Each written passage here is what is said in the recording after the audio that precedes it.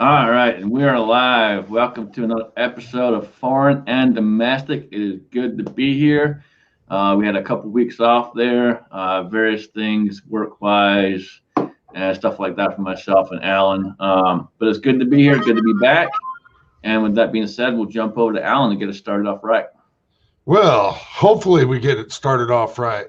If I have my ducks in a row here, one of the very first things that we always do. I pledge allegiance to the flag of the United States of America and to the republic for which it stands, one nation, under God, indivisible, with liberty and justice for all. All right. If YouTube actually has the pop-out window open for me, which I highly doubt, I can possibly run down the current participants. And people were jumping in before I was even getting here. 67 Rebel SST AMC, Bearded CB82, Barnaby Sanchez, G23, Jer Bear Tactical, just some guy, Kyer out there, Lakeview Outdoors, Mad Sexy, Patriot in the Dark, Pistol Pete, a good buddy of mine that helped me out recently reloading from the hot pot, Rich White, Thor's Axe, GGW Reloading. Yeah, that's the side chat is starting to fill up and people coming in. Chris 338, Alaska 1, Pony 47, Ghost Rider USA, Alaska Man Forever. Yep. It's starting to fill up out there. Thank you everyone for coming. Good to see you. Awesome, good deal. With that being said, we'll start going through the room and see who we got with us. We got a couple of different people this time, so we'll start with Matt. We've been trying to get him on for a while. So RTT Guns and Gear, how you doing, brother? Good, man. How are you? Doing good. How was your Christmas, New Year's, and how's everything been going for you? Pretty uneventful, which is good. But it wasn't bad. It wasn't it was pretty laid back. I was actually sick over Christmas, so I just kind of stayed home and vegged out in front of Netflix and YouTube for a couple days. But other than that, it's all been good. Thanks for having me on. Good deal, man. Good to have you. Val, how you doing, brother? I'm doing okay. Happy New Year, everybody. I thought Sean Connery was dead. Apparently, he's not.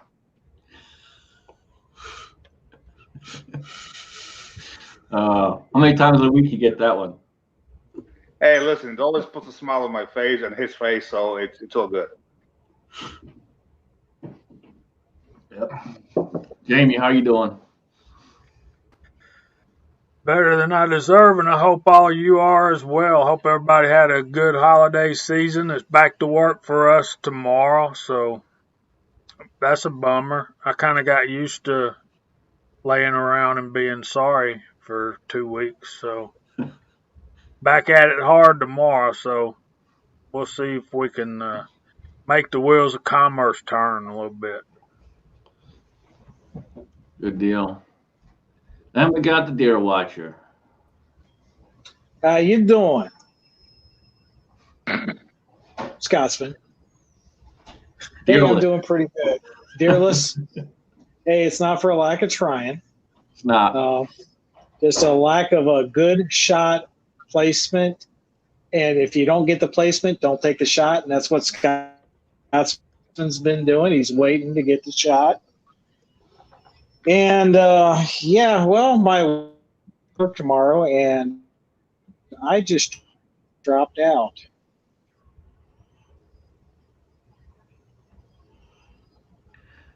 He's been having connection issues. He's in the basement, so this is jacked up. I think the wife kicked him down there. Yeah, I hope he's not in Biden's basement.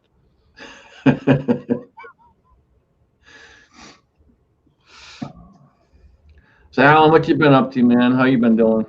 Oh, I've been doing great, man. I had a phenomenal Christmas.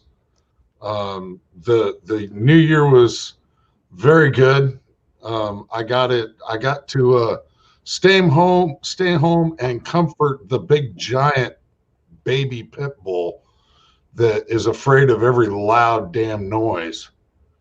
It's odd. I'll take this dog with me and keep him back behind our loading area at the firing range. He's fine. Tie him up to the table back there. He's good. He ain't got no problem. But fireworks, stuff like that, man, this dog freaks out. But it's been an absolutely excellent Christmas, and have had a great New Year. It's been going good. Good deal. So what's on your mind this evening that you want to talk about? We haven't, like I said, we haven't seen you in a couple of weeks. I haven't seen the people out there. So what's in your mind? Well, why don't we start with, actually I have to give a shout out to Bearded C because he hit me on Instagram. Is our great legislators in the state of New York they want to ban basically a body armor. Shut up, dog. So there's a bill that they're working on. I already sent an email to my senator, and gonna have to make a video and get everybody gotta get fired up. I mean, bad enough we got all these laws that are restricting our freedom. Now they're gonna ban something that has nothing to do with the firearm, and it's basically unregulated. Yeah, that makes utter and complete no sense. Other than if you look at it for exactly what it is, they want you to be able to be defenseless. They want to be able to take something away that's literally just a protective device. There's no possibility that this thing can be used as a weapon unless somebody's swinging it. But you can do the same thing with a damn skateboard. And it's makes as much sense as banning the fire extinguishers. Well, if you're defenseless, then you have to ask the government to protect you. Yeah, you got to rely on them with your $600 stimulus check. It goes. I mean, and it doesn't stop at New York. I mean, something as silly as YouTube. My yearly holiday safety tips video, no shooting in it, no mention of guns at all, was demonetized. It's all about keeping safe during the holidays, like situational awareness, don't throw your shit away on the curb, stuff like that. Nope. Like it's ridiculous. Don't feel bad. I got banned from Facebook for 3 days because I pissed off a snowflake. Yeah. It's crazy, man. Instagram's the same way. I don't do a whole lot of other stuff other than Instagram, and I get constantly slapped with the COVID-19 crap on there, even if it has nothing to do with it. They keep slapping that shit on all my posts. I'm barred. I'm barred from Instagram and Facebook. I can't even create another account. They kicked me off permanently. Yeah. Well, the fact that the governor's like, oh, well, I had no idea civilians had access to this. They shouldn't be allowed to have access to this. Really? Well, didn't they try the body armor ban before? Civilians in the 80s. How did civilians in the 80s get even more body armor, loaded themselves up, 2 guys robbing a bank and went against, 200 officers? What? Didn't they try a body armor ban before? Or was that nationally? Bottom line, it doesn't matter. You can go buy an AR-15, freaking steal it, hang it off your chest. You can buy that. So what's the difference? Or you can make a tank like the guy did when he armored that bulldozer. Yeah, no, they've tried it before. They didn't go anywhere last time, but they tried it before. It's always something. Every year they're gonna keep on tossing it out and keep tossing it out, rename it with some other bill number or under some other bill. and try to scoot it under the water and hope it goes through. Well, yeah, that's exactly what they'll do is they'll end up putting that same language in some other bill that all of us would want passed. And so it doesn't ultimately. Where's their common sense regulation? It has nothing at all. It's not firearms. It's a device to protect yourself. And how many companies are they going to go after? How about the companies that are making shields for kids' backpacks? You're gonna take away body armor from children that go to school with body armor in their backpacks? If you got to send your kid to school with body armor, I suggest homeschooling.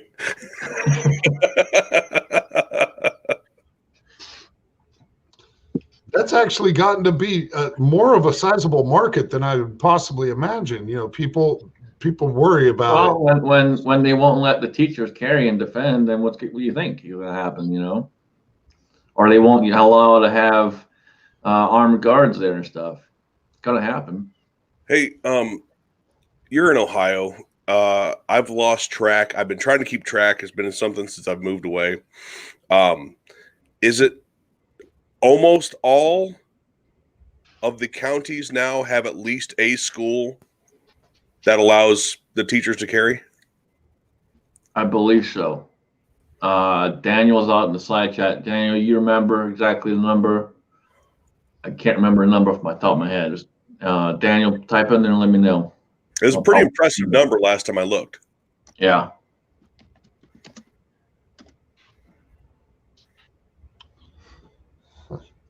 Dennis B, can someone fill me in on the whole Twisted Tea thing? Yeah, use the Google, dummy. Twisted Tea crap. Yeah. Use the Google, dummy. Yeah, just YouTube Twisted Tea. I don't know how to finish that, but Google Twisted Tea, it'll come up. So if it's up to the school, if it's up to that particular county, but I know there is some. And there's a number of states that are pushing that movement of if you're willing, then they will allow. Not in New York. New York's another one of those states. Now, so Biden is talking about a tax. So I can't remember how much the tax is, but some tax on firearms and ammunition and stuff like that.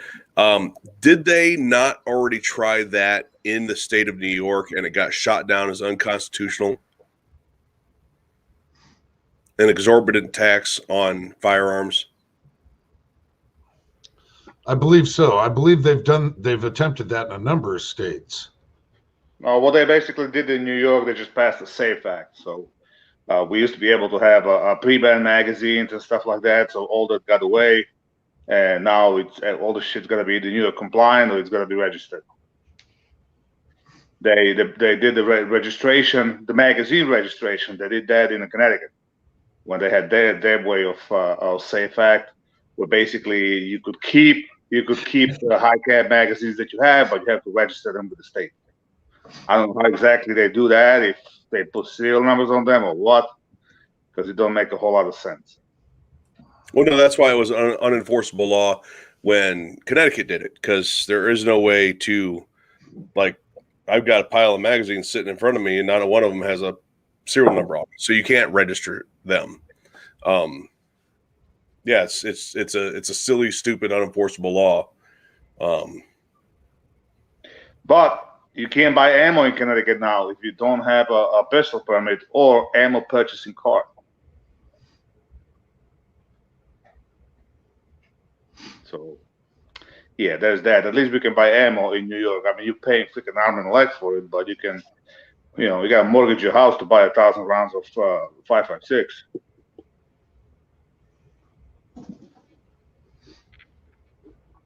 Yeah, that's not even one RTT video. What's that? 1,000 rounds of 5.56. No.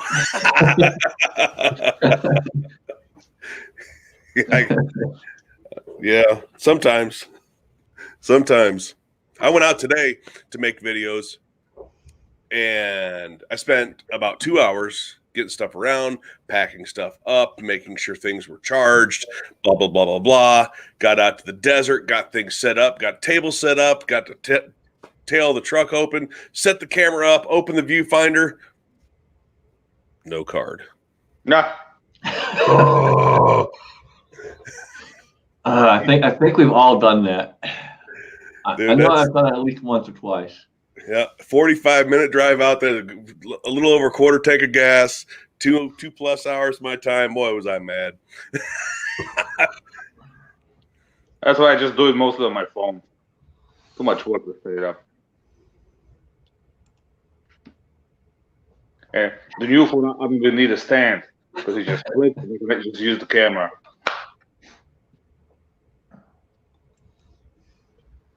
So Daniel's learning the hashtag thing, huh? Okay. he doesn't know what it does. He just sees the rest of us doing it. And he's just following the crowd. That's me. I don't have a clue, man. I'm old. So, back to what y'all were talking about a little bit earlier. Body armor in a backpack for a school kid is a good thing, particularly about an hour south of where I live, because it's if Chico was here, he could tell you more, but it's like I would guess every other week a kid is getting hit by stray bullets down there. So yeah, that would be a good thing if we could do that for kids. Well, but if the kids are getting hit by the stray bullet, don't you think they should do something about that rather than you know? I mean, I'm sure. Buddy, there's a lot of things that I think should go on that don't, and nobody's asked me, but yeah, I'd put the lockdown on some of that mess if I was king of the world. Yeah, and taking guns away from law-abiding people is not the answer to that. No, we've played black hats and white hats before, and I'm pretty sure the white hats won. Yeah. And along with arming the kids, I think we. No, I'm serious. Along with that, we need to give them training. We need to teach them martial arts. We got to teach them how to defend themselves, hand-to-hand combat. It used to be a thing in school, and that disappeared years ago, and it needs to come back. That's not true. Don't you watch the Cobra Kai? You still got wrestling, but wrestling doesn't do a whole lot. You need, there used to be judo in schools and all the rest of it. We need to get that back. The manly art of self-defense. You've heard the poem I've taught my granddaughter. No. Come on, karate's back. Don't you watch the Cobra Kai on Netflix? I'm hooked, by the way, on Cobra Kai. Yeah. Season 3 came out. There's lots of bad teachers out there. You got to find you a good one. I'll teach her how to karate this. Well, use that little knuckle right there and right in the throat, right in the Adam's apple. That'll help. Even just making a correct fist and how to punch straight down the pipe, that alone, how to generate power in a punch, a good solid fist, and how to throw that punch is priceless information for some of these kids. Yep, absolutely. I don't know how many times I see not just kids, but adults too, make a fist, make it weak or make it wrong, and I swear if they hit with that, they're just going to break their hand or break their wrist, one of the two. And teach the heart of fighting, of protecting yourself. You don't quit. You keep swinging. Keep swinging. That's it. Never give up. Well, instead, they're not only taught to never give up, but to not fight at all. There's absolutely no drive to protect yourself. It's contact some authority.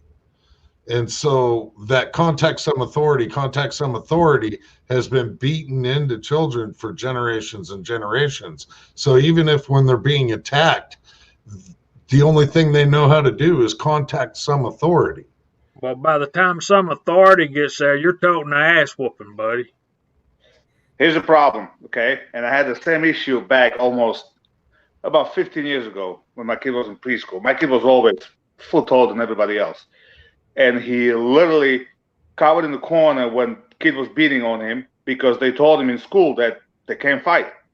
So I went down to school and I told teacher, listen, I'm all for that, but you also have to explain to kids there's a difference in fighting and there's a difference in defending yourself. And I told my kid, I don't ever want to see that you start a fight. But, if somebody else picks a fight with you, you better finish the damn thing. So that's what it was. He never got in fight in school like that he started one, but he did get suspended one because the other kid freaking did something to him and he was defending himself. I mean, there's most of the schools got zero tolerance policy on that, but bottom line is if you're being attacked, you got to defend yourself. Yep. And that's probably the worst thing of all. Like my oldest boy got in trouble a number of times for defending himself in school. He got in trouble. Like he got suspended for defending himself. It's like, how does that even happen? Okay, so you have a zero tolerance policy. I get it. Like you said, I get it. No fighting. But I mean, what do you just let them beat on you? Pretty much. That's what they want. Well, and that's one of the things that I think teaching kids true martial arts would help a lot with. It's not always about the physical. It has a lot to do with the mental and how to control yourself, more or less how to control the situation. Absolutely. There's a lot of times you can talk your way out of it, depending on what it is. You can talk your way into a better position for you to defend yourself, all kinds of things. One of the things that I try to tell people all the time is if you're being choked, it's a good thing because I know where your hands are. I don't have to worry about those. I got everything else open, available to me. And your hands are in a bad position. Yep.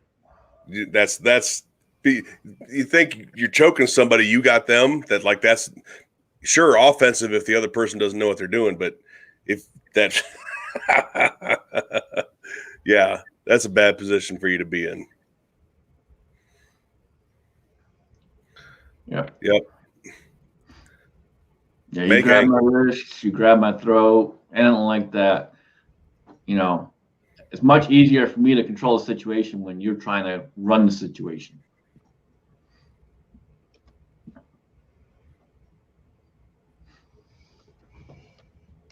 And see, that's the thing, Kyle. I'm not violent either, unless I have to be. And then when I am, I'm damn good at it. That's what you got to be. You got to be willing to inflict more pain and damage than the other guy. That's pretty much what it comes down to. Yeah, just because it seems like I'm not violent and peaceful, doesn't mean that I don't know how to be.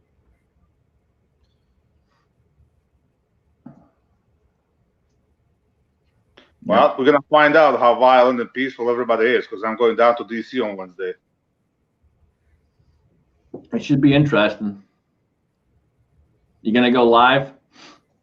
I'm going to try. We'll see how everything is because I was supposed to go with a couple of friends.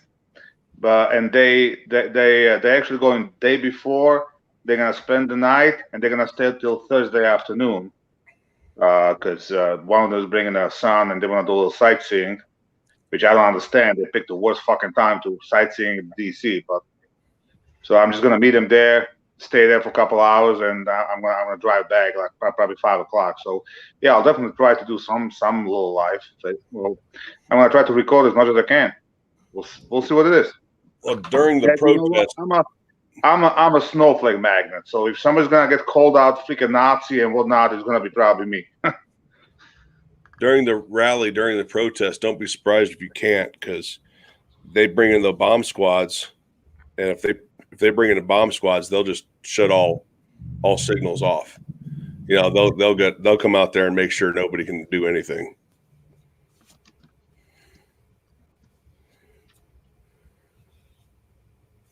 Now let's talk about restricting travel to DC. They're gonna only allow locals. Not sure how they're gonna enforce that, but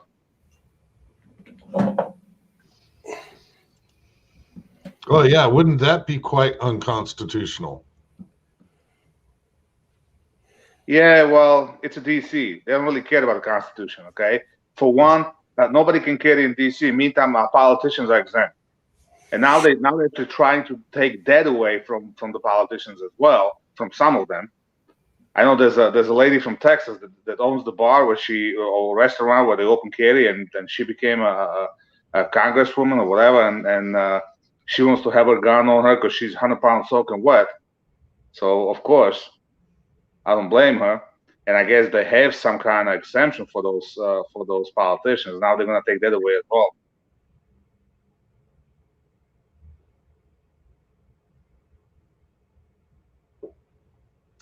Yeah, Ghost Rider, I've seen that saying before. You can't truly call yourself peaceful unless you're capable of great violence.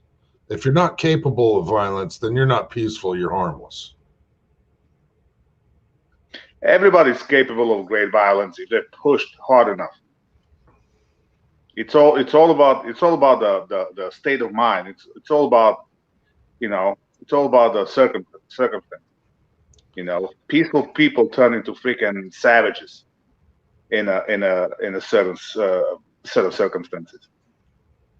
Some just are savages without even being pushed.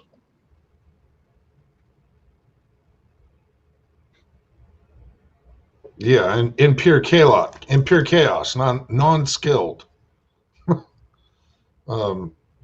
Some people practice violence so that they have the skills if ever required to use it. There's PCC Kid. What's up, brother? And that's the heart of the speak softly but carry a big stick. Yeah.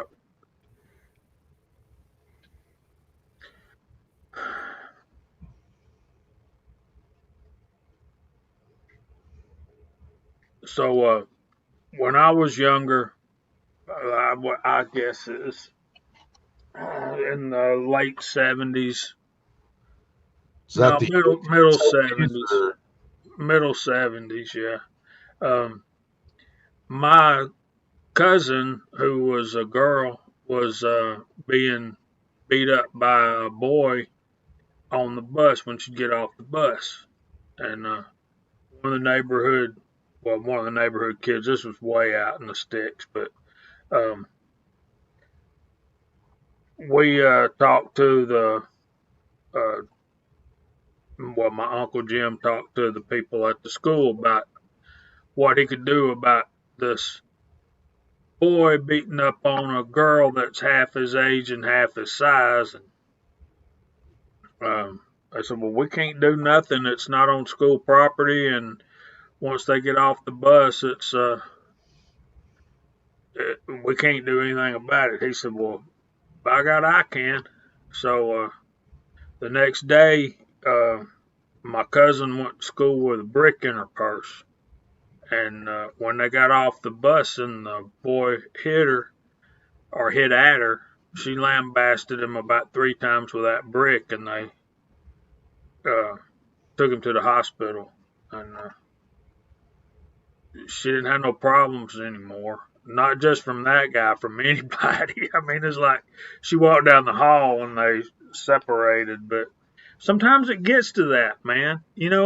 I taught my my son especially, I said, you know, you get your ass whooped at school, you're gonna get your ass whooped again when you get home. And I had to go to the school one time for him getting into a fight, and this guy punched him in the nose, and the boy ran, and Jay couldn't catch him. I said, "You'll get him," and he did. He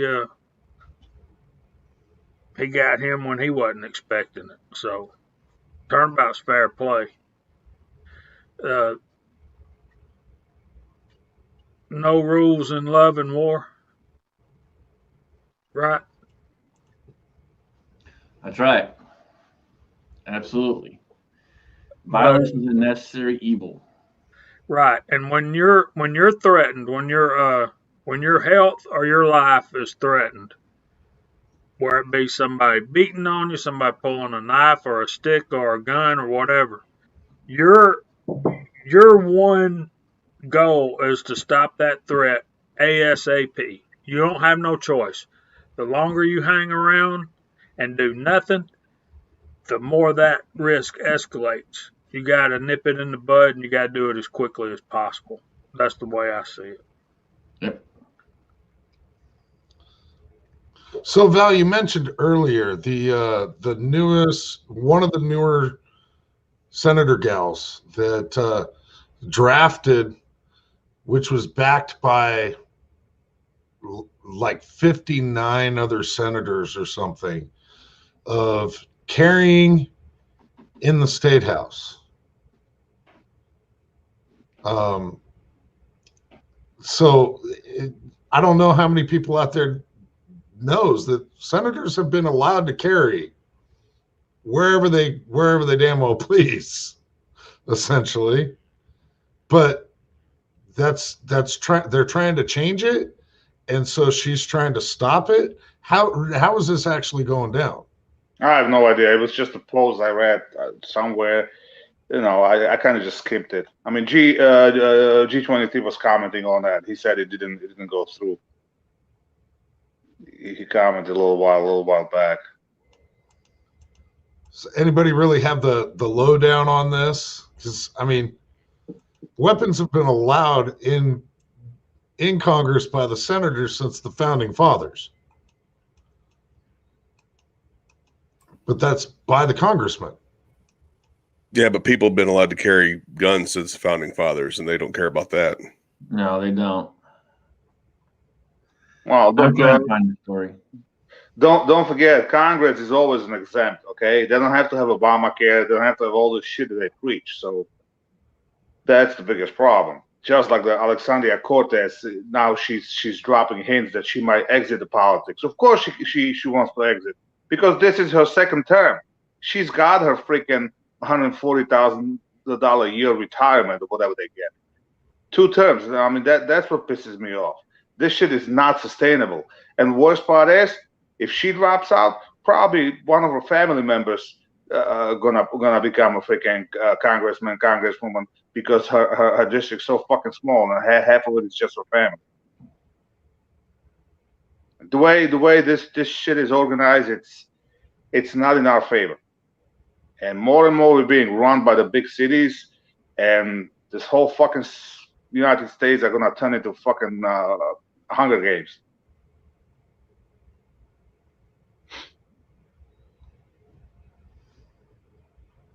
More and more, the big cities are freaking ruling us, and I can't. There's no way it's the cities or people in the cities themselves. Yeah, again, it's just a freaking politician.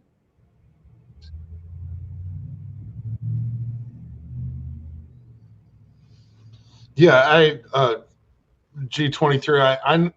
I understand it's controlled the majority of. Well, it's controlled by the DC Police Board, and why it would be controlled under the DC Police Board is beyond me. Other than DC has to be a separate entity from the rest of the federal world.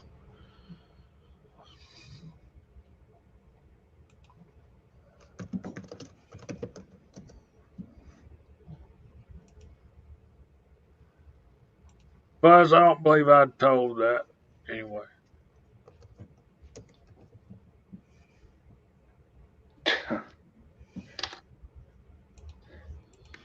Well, anyway, that was a depressing topic. This is a 2021. It's supposed to be a fresh new year, so let's come up with some fresh new ideas and new topics. Fresh new. Maybe we can get Matt into reloading. I reload one bullet at a time. One mag at a time, right? One mag at a time. I reload. My oldest son just got into reloading. And, he talked to me on the phone about it. And I told him, I was like, look, I don't do it anymore, but I know a lot of guys online that are doing it. And all of them have the same complaint. You can't find shit right now. And he's like, this place has this place has that, local places there. And he texted me a picture of 1,000 rounds of brass that he got in the mail. He's like, ready to go. So that was about 2 weeks ago. So I texted him on Friday and said, how's the reloading coming? He goes, I can't find any projectiles. I can't find any primers. I'm like, I told you, dude. It's a rough time to try and get started right now. And I don't know if you guys have noticed, but the prices of presses and everything else are starting to jump up there pretty good too. Your basic lead prices and stuff that were $120, $200 are now $400 or $500. It's freaking nuts. I have a feeling my practice of shooting into the ground and then watering it to see if a bullet tree grows. I'm thinking I'm going to get farther ahead that way than waiting on prices to come down and reloading. Yeah. Speaking of that, did you find any 45 ACP, Scotsman? No. Nope. Everywhere, it doesn't matter where I'm looking, man. Nothing's Yeah, I I don't have enough reloading components. I'm probably just gonna wind up going to like Extreme Bullets and order you bullets, and I'll probably scrape enough brass, and I'll just send that to you. It's gonna be a lot easier. All right. Too bad it's not chambered in 40. I got a ton of that shit. or for that matter, 10 millimeter. Yep. Oh yeah. I just got 250 rounds from Big Daddy Unlimited for 27 cents a round. 9 millimeter. It's about half of what. 27 cents a round. 27 cents a round. That's about half of what you can find it on AmmoSeek. Yeah, local is about $30-$35 for the box of 50. Yep. I hated paying it, but that was the cheapest I'd seen it in I don't know how long. So, and they had a limit of 5 boxes. So that's what I got. Well, yeah, if you're like building a garden hoe, AOC has great teeth.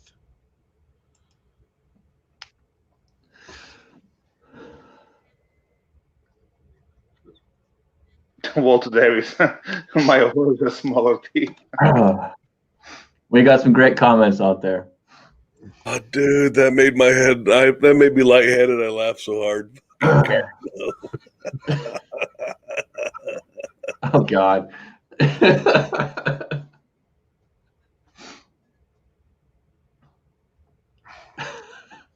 Well, you see that it can only be the starter set because the professional pack is entirely too big for even Amazon to ship. Well, have you seen the T-shirt I'm selling for Biden and Harris?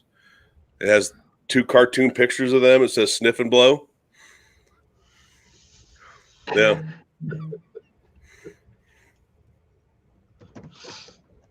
Yeah, reminds me of the 80s. Oh wait.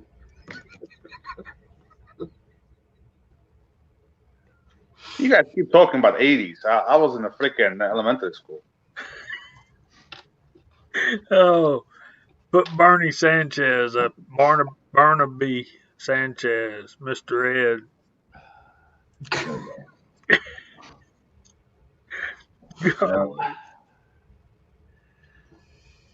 So, Val, did the other guy contact you on the? Yes, he did actually. He did. Okay. So Alan lost out. Okay. I was wondering about that. Yeah, he did. He did because I went. I did like I put a link to that to GoFundMe. I guess he did watch it, and then he sent me an email. I was like, yeah, I put him in touch with the Warhawk, and Warhawk said we're gonna take care of it. I told Warhawk at least let me know what the shipping is. Let me at least refund you that. So we'll see. But yeah, he's the one taking care of it. Otherwise, it would actually go to Alan. Yep. Well, I know I've been missing a lot of videos. I haven't been able to keep up hardly at all during the week, more or less. Sometimes on the weekends, it's like last weekend. Again, we didn't do the show, and I was just still overwrought from everything. I just trying to get regular adult stuff done. Yeah, I haven't been able to keep up on videos for nothing lately. I've been just freaking eating because Monica's mom, she's here and she bakes cakes and whatnot. So every freaking time my wife comes home from her house, she brings some cakes. And I kid you not, since Christmas, all I've been doing was stuffing my face. I've probably ate 4 pounds worth of food, shit out 5 pounds worth of food, and I'm gained probably 10 pounds. Well, there are worse things in life, so. Problem is, everything is so good. Even yesterday, we went to my sister's house because it was my mom's 75th birthday. So we had a celebration there. And my sister, same thing. She puts up so much food. And so we're sitting behind the table for 4 hours. All I did was eat and drink, eat and drink, eat and drink.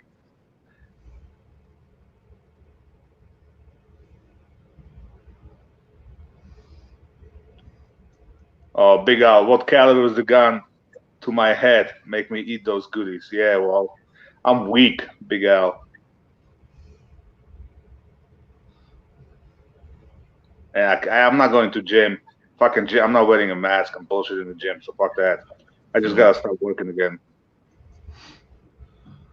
Just last 2 weeks I've been taking a little easier, waiting on some stuff. This week is I have to start. Yeah, I don't quite understand how people can go to the gym and wear masks. I mean, it's hard enough to breathe in a mask. When you're working out, it's another story. Yeah, we know Milsert Mike, but you're kind of special. Well, I can probably pick the time, when nobody's there or when it's really, really, really empty or something. But just I don't even want to get. And I should have because I paid for the 3-month membership, and month into it, the fucking Corona hit, and the first thing they did was shut down all the gyms. So I do have a credit there. I should go talk to them, but I was like, I got too much crap going on.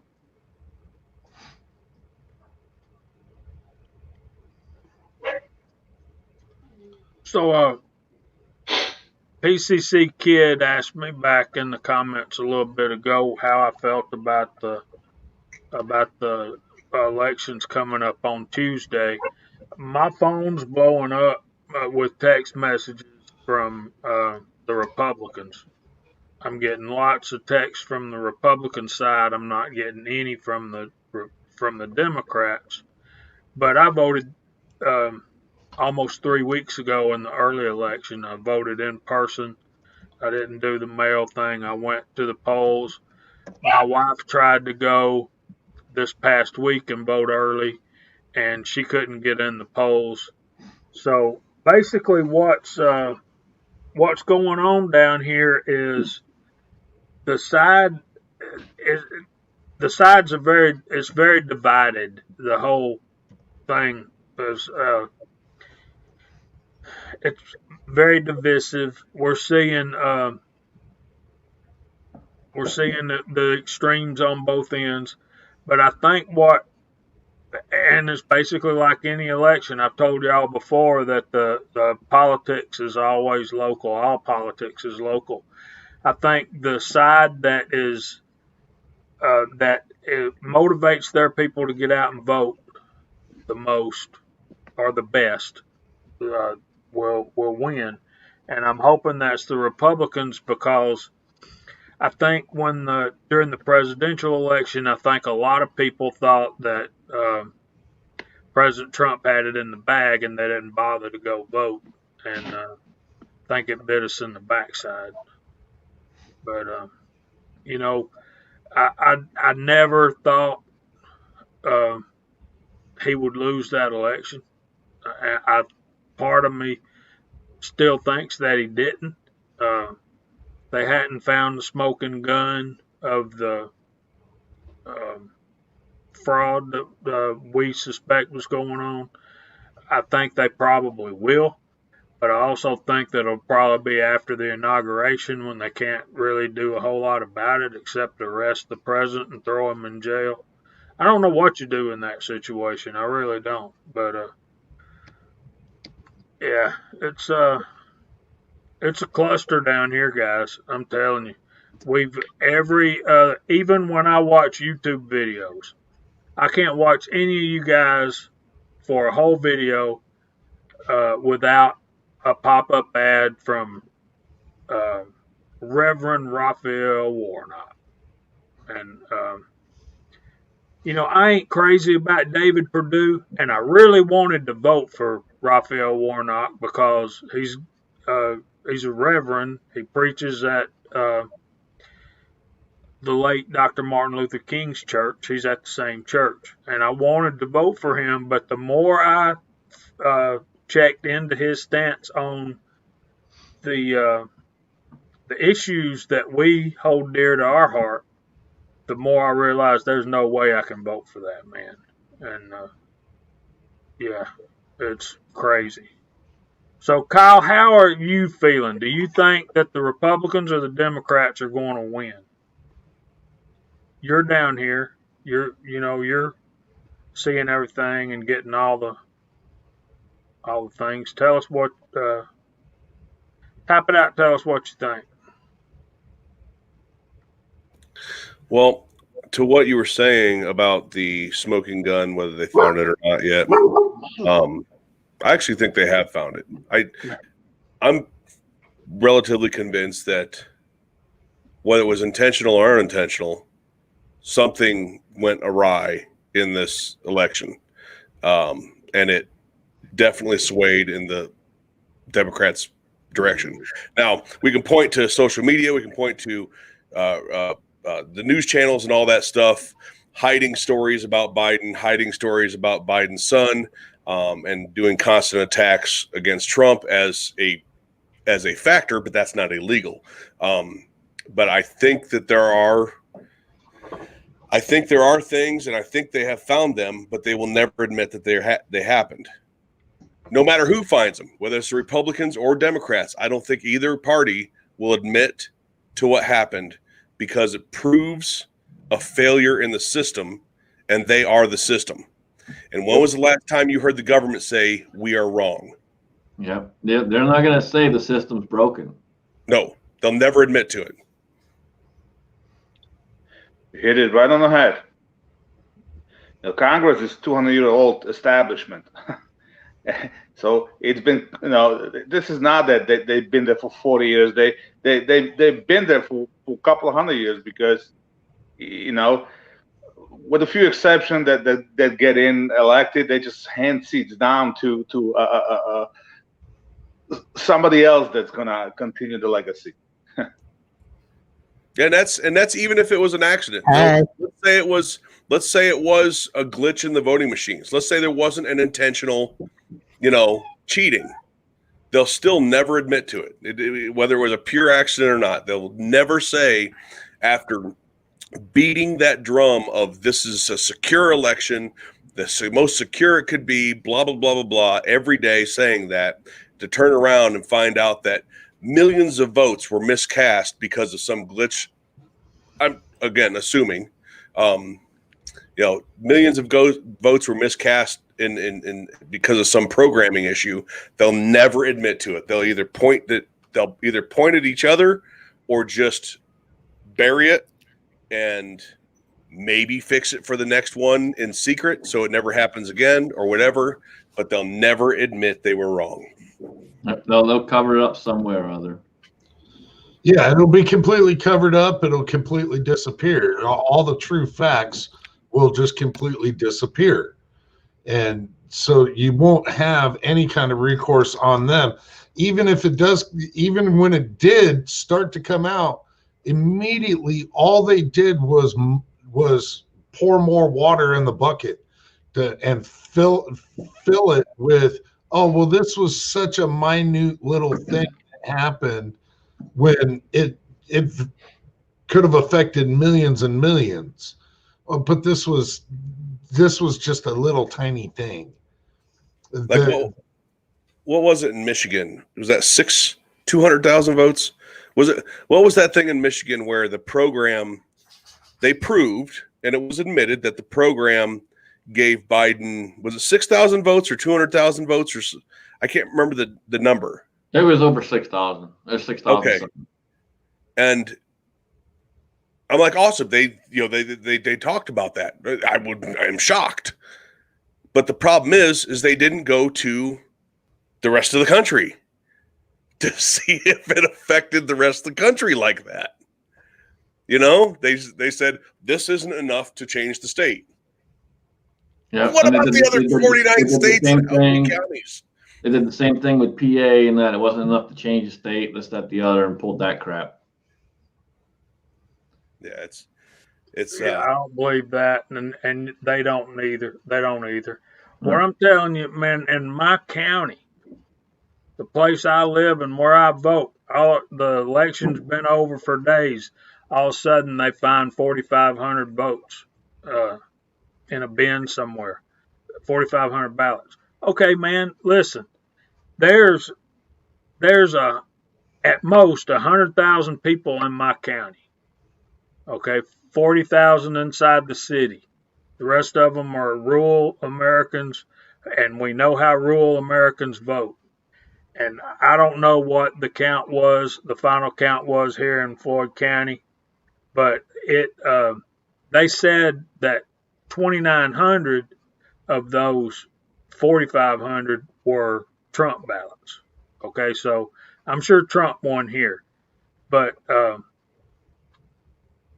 when you get downtown Atlanta, when you get to the inner cities, and that's where, and I think Guns and Gears probably said it earlier,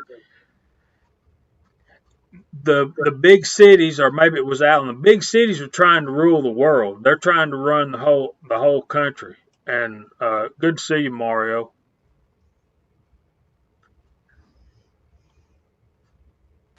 Yeah, I can continue. I don't want to interrupt you. You have it going on there. I'm done. So ultimately, sorry for the rant. If we do see the right people from Georgia make it in, how much of a difference does everybody feel that that's truly going to make? Is it just going to be a little less resistance if they had the wrong people getting in? They would just have a free way to do whatever they damn well please. How much of a difference do you think this is truly going to make? I think no votes, no outcomes should be announced until the polls are closed everywhere in the whole country. Because when you live in, like where Mario lives in California, and if you're a borderline, well, I might vote or I might not, and you're watching the election returns on the TV. The polls close at 7 here. That's 4 o'clock in the afternoon. They still got 3 hours to go vote if they need to. Okay, and they see state after state after state coming in, and I just think I think that makes a big difference, particularly in states like Arizona that were one of those swing states. And I was talking to Eagle Eye Shooting. He says, there is no way Biden won Arizona. And I'm standing here in Georgia. I'm telling you, there's no way Biden won Georgia. But they did. Rich White has a great comment. In the contested states, the precincts that used the Dominion's machines returned overwhelmingly results for Biden. Precincts that used other machines showed standard level Trump wins. and that I think is very telltaling. Because sorry, for a guy that didn't hardly even campaign to have more votes than any other election in history or some shit. Yeah, there's no freaking way whatsoever. Mario, good to see you, brother. How you doing, man? Hey, good evening, guys. I'm doing well, thank you. I just wanted to chime in, see how everybody's doing. Yeah, man, I'm a little bit disappointed with this whole situation.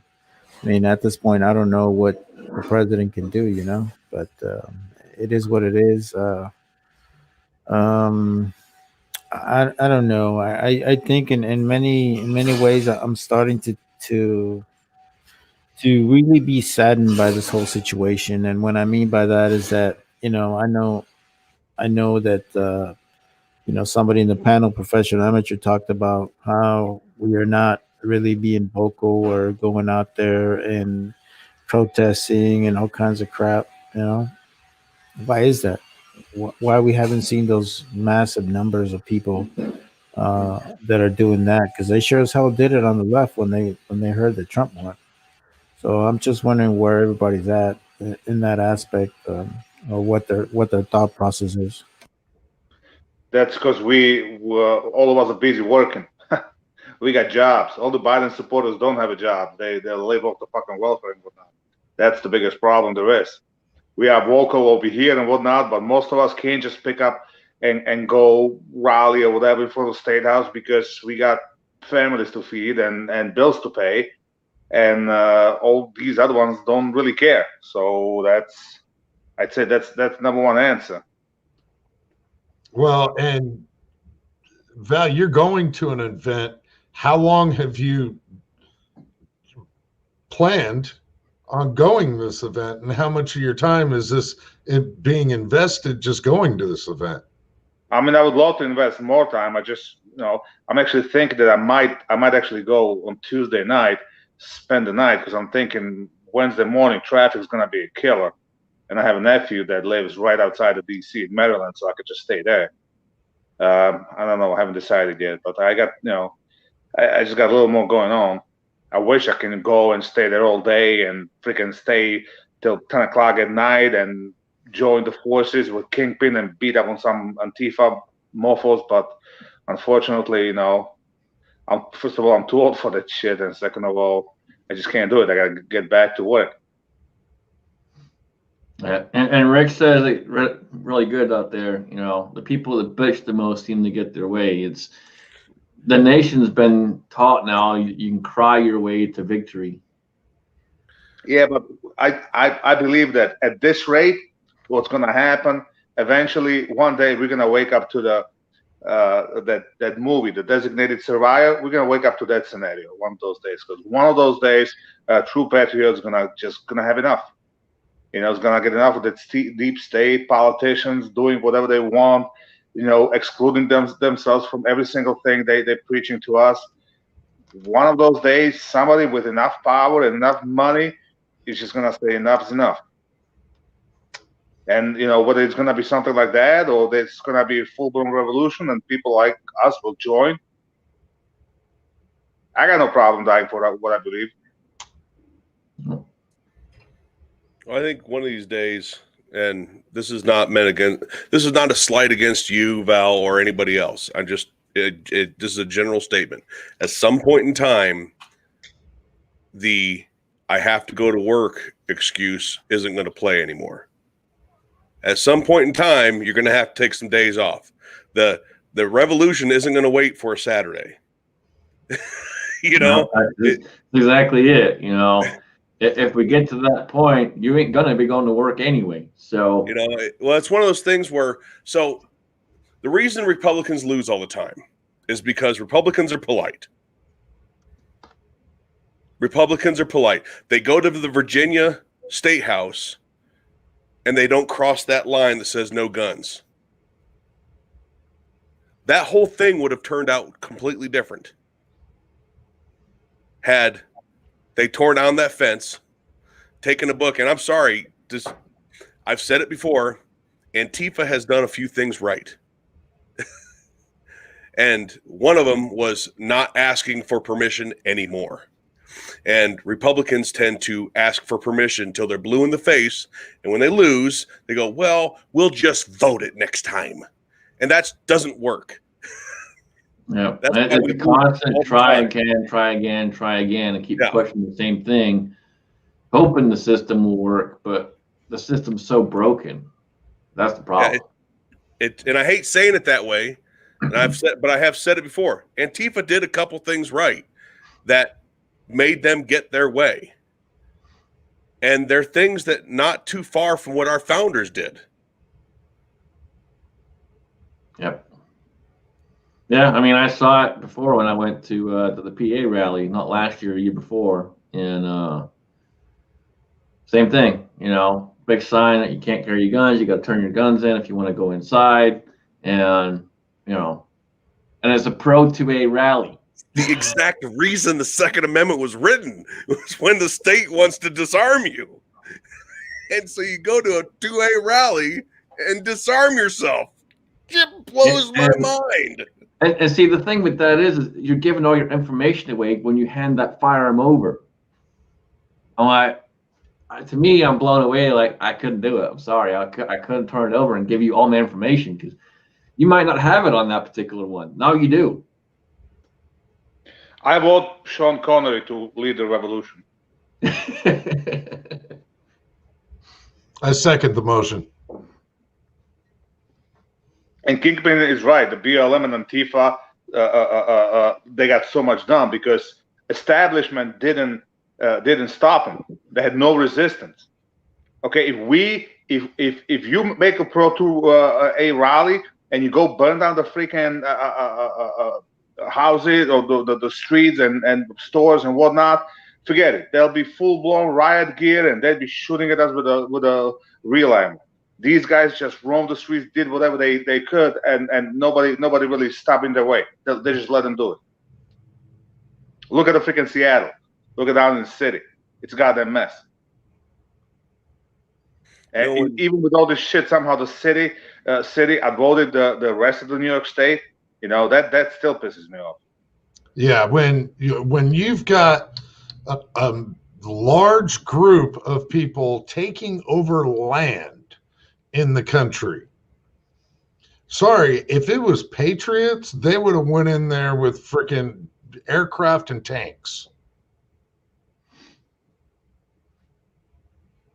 Yeah, imagine we go down to DC for the Trump rally and we'll take away take like 5 city blocks. We'll go there armed and declare this is a freaking autonomous zone. Nobody, police can come in, no nothing. Imagine that. They will be bombing us. Well, if we're going to talk about Republicans and gun control and the Second Amendment, we can't forget that more gun control has been passed under Republican rule than under Democrat. Yeah, I don't really care if you're Republican or Democrat. My whole thing is, I'm just saying if because there's a lot of people. Yep. I've heard it on tonight. I've heard it other places. It's very common to talk about Republicans and pro 2A. It's just historically not the case.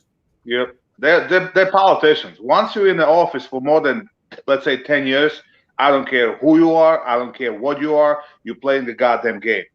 Just like Jamie always says, once the politician is in the office, his main goal is to get reelected. That's it. He don't give a flying fuck about us, about his constituents. Maybe if this is a young guy, like the Texas guy, the Crenshaw, if you're fairly new to the game and you're full of ideology and whatnot, then yes. But after X amount of years in that, you're gonna find out you can't beat them. You gotta join them. And now, or they're gonna find something on you so you gotta play their beat.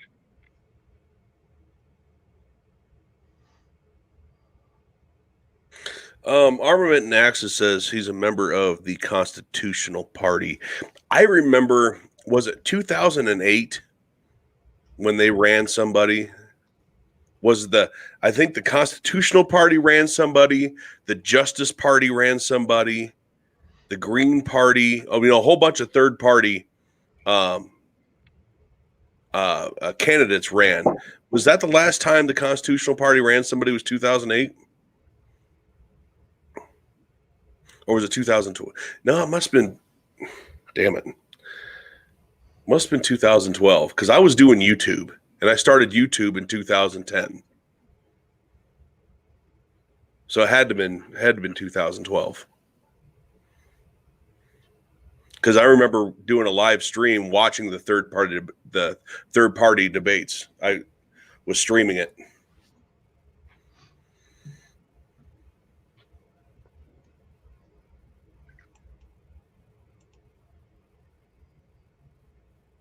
Hey, Walter Davis, he'd like to set up autonomous zone on Capitol Hill. Yeah, let's do that. See, that would be cool if somebody like NRA would step up and say, okay, all you people going to Raleigh, come armed. Don't come to DC, come to Virginia. We'll have 50 buses waiting for you. We'll bus you in, because if 10 of us show up armed, we're going to get freaking arrested. But all of a sudden, 10, 15 buses rolled up and there's 50 people in each bus armed to their teeth. Cops ain't going to do a fucking thing because they're going to be outnumbered. And we're not gonna be like the ain't fucking around militia that shoot themselves in the foot. We know. Yeah, fuck those guys. Saying, right? But you have to give them kudos for organizing. Somebody put them together. Somebody organized them. Now the Master Chief or whatever the fuck his name is, he's in prison, isn't he? Yeah, I'm not really sure. The federal officer. Oh well, yeah, that'll do it. Just like when they had in Nevada with the BLM land, when they had a standoff over there. All that disappeared. All the videos from YouTube just disappeared. You can't find none of that crap. But that's what's going to happen. One day it's going to happen. People will just say, fuck it. Have enough. Yeah, but you know what? You notice the federal government really backed off really fucking quick on that one. Yep. They knew they weren't going to win that shit. Not only that, but then people were doing Facebook Live and all kinds of other ways they were trying to communicate. And somehow, some way, it got to the masses. And all of a sudden, this little freaking Nevada town, started just having so many damn. It was in Nevada where it happened? Nevada, right? I believe so. Yeah. And then you had large amounts of people that started doing something about it. So I don't know, man. It's going to get interesting. I'll tell you that much, because I think people are going to get tired of talking. And it could be something simple. I'm telling you, it could be something simple that'll set it off. Just seeing it. Yeah, because we are divided as a country, and the politicians are not doing anything to help.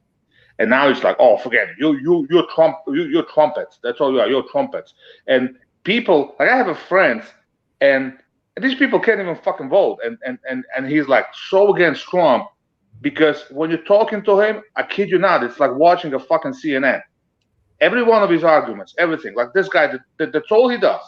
All right, he watches the CNN and whatever the Fox and BBC. And it talking to him is like, dude, you're fucking brainwashed like there's no goddamn tomorrow. I haven't watched the mainstream media in fucking decades. I just can't, because my blood boils. Even the stupid Facebook, I deleted half the fucking friends. I just go there to read up news and see how many people I could piss off.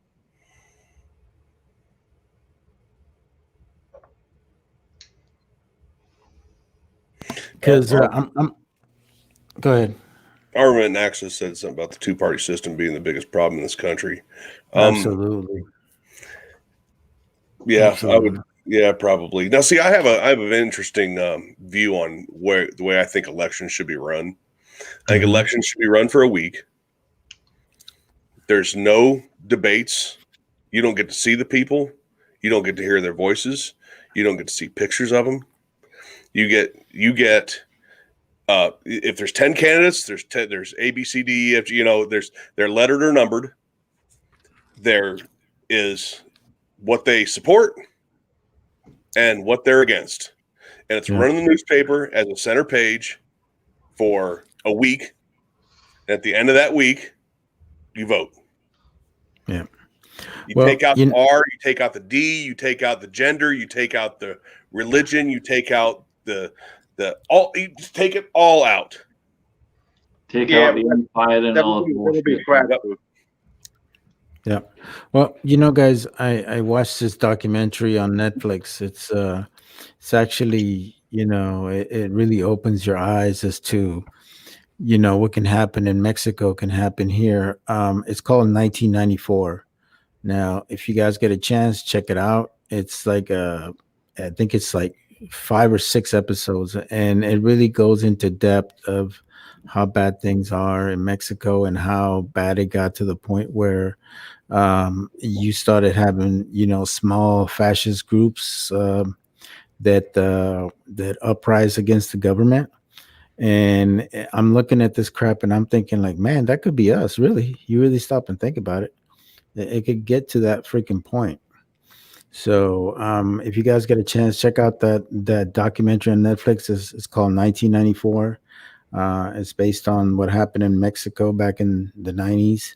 And I think it's very eye-opening, and I wish more people would watch those type of documentaries, because I think it opens your eyes to because you really think about it, history has a tendency of repeating itself, whether it's here or it's another country. So something to think about.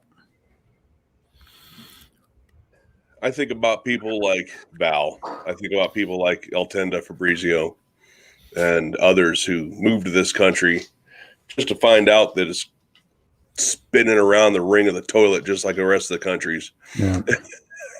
You really stop and think about it. I mean, we get to this point, we might end up having our own NRA. Is it not NRA? IRA here in our own country. You really think about it. It's a good possibility the way things are going.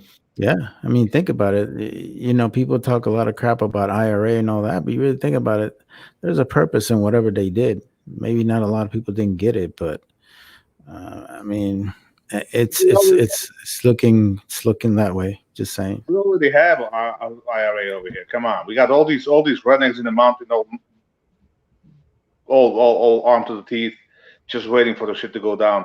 Look at RTT and his militia, same thing. It's just a matter of something really happening and united all these things together. Somebody posted something somewhere I was reading, like something in the content that you Americans need to wake up. You outnumber military 10-1. You got all these guns, and all you do is sit around and bitch and moan while the rest of the world's waiting to see what you're gonna do. You have to understand, we catch a cold, rest of the world has a pneumonia. All right. I mean, everything revolves around the U.S., not the fucking Russia. Nobody gives a flying fuck about Russia. Russia's irrelevant. The army's fucking falling apart. The shit's falling apart. The virtually got no navy. Virtually got no fucking air force. I mean, they're irrelevant. If there's a big natural disaster, okay, tsunami hits, a fucking Haiti gets destroyed, they don't expect Russia to help. Everyone looks here. Everybody's looking at the U.S. They're looking up at the sky, waiting for the fucking U.S. Air Force drop shit for them so they got something to eat. Okay? Never ever Russia stepped up with a shit like that. So we are the greatest fucking country in the world.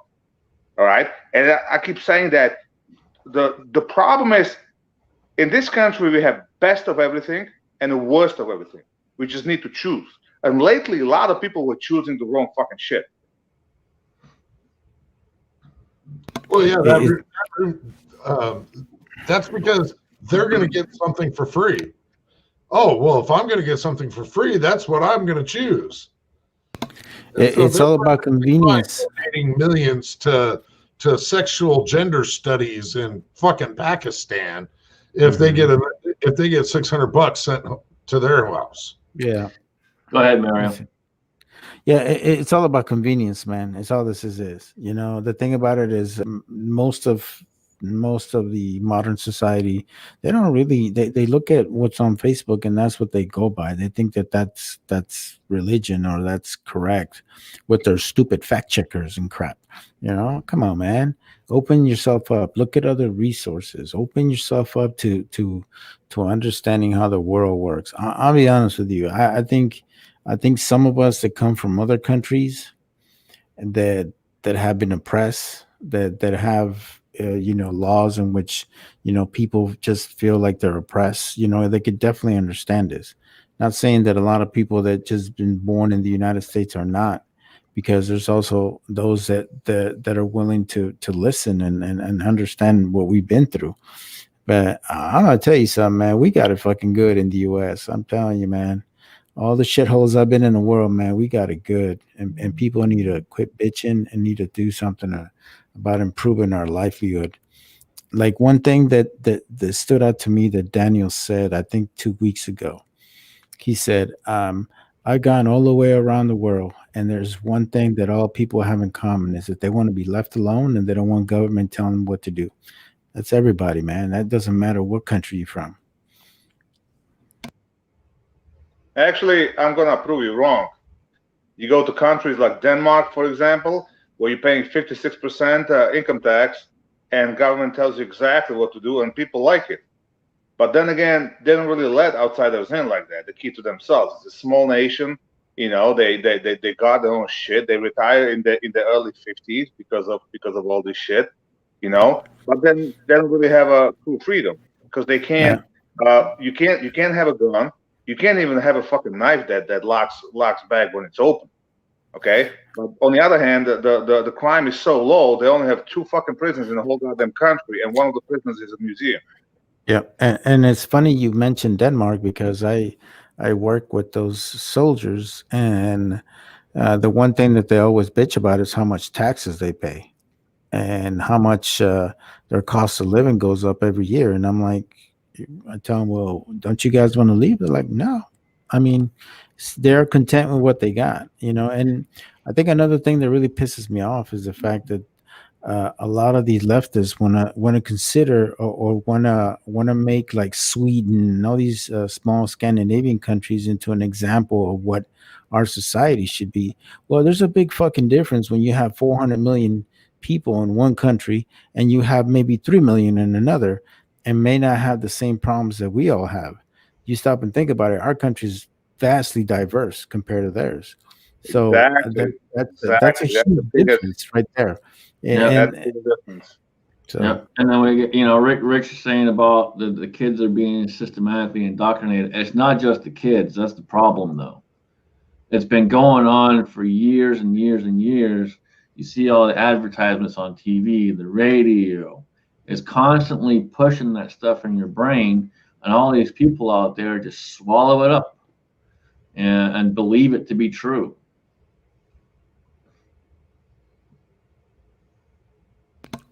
I think another aspect that Americans have a tendency of not doing is understanding what is really going on in other countries of the world, and what are some of the issues that are going on there. Because the thing about it is, if you would compare some of the things that are going on in other countries, you have a better understanding on how to prevent that stuff from happening in your own country. So, and I think that's something where part of it is the media, but part of it is people just not really opening up themselves and trying to learn what are some of the other issues that are going on in other countries and how we can prevent them. If more people would have known what the hell happened in Venezuela and how bad it got, I guarantee you it wouldn't have been the way it is. This is all controlled by the World Bank, and they just want to destroy the U.S. because U.S. is the last beacon of freedom. All the European countries they can control. All right, it's third world countries, South Africa. They don't matter. They can control them as well. So that's with the last one. U.S. fails, forget it. We're gonna be all on the. I'm telling you, we're gonna be like a one world government, like all the fucking sci-fi movies you watch from the future, when you get paid in time and whatnot. That's what's gonna happen eventually if people don't wake up. Because people in general are sheep. Most of the people are sheep. They want to be told what to do. Well, When you come to job site, you got 10 guys, and they stand around with the thumb up their ass unless there's one leader and tells them what to do. And yeah, that's what it is. and a prime example too is the start of the pandemic, or the so-called pandemic. You notice how people went crazy and going to the supermarket and taking all the damn toilet paper and taking all the food and all kinds of stuff. Why is that?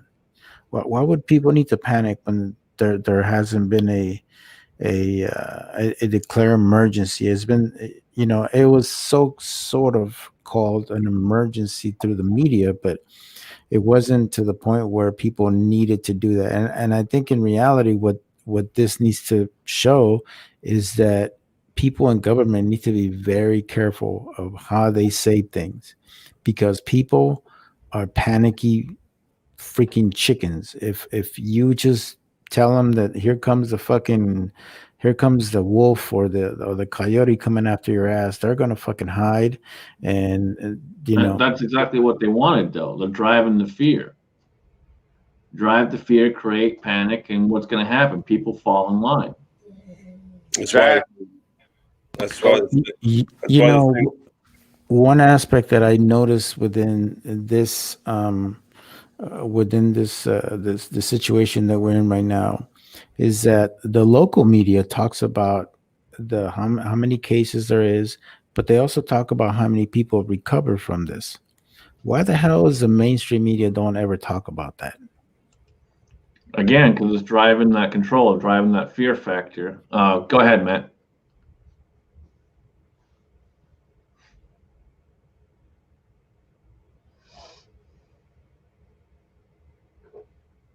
Oh no, I just typed it into the thing.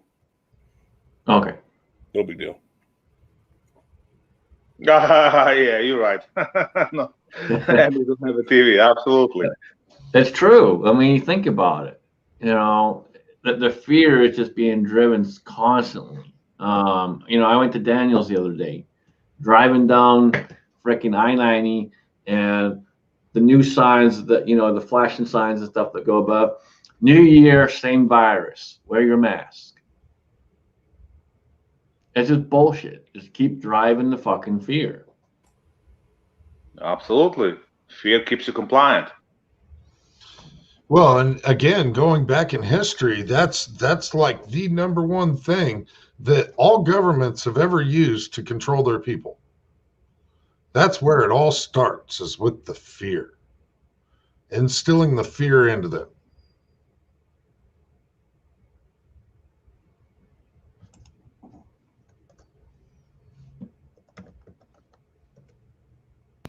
I mean, at this point, I'm just wondering how much more of this crap are we going to take, and how much of this is going to be to a point where it's just going to take a boiling point. Well, go ahead. I told Legally Armed America channel. He did a thing about the whole right to the right into the ATF, and tell them not to ban the braces and things like that. And I said, when did "Don't Tread on Me" become "Please Don't Whip Me," massa?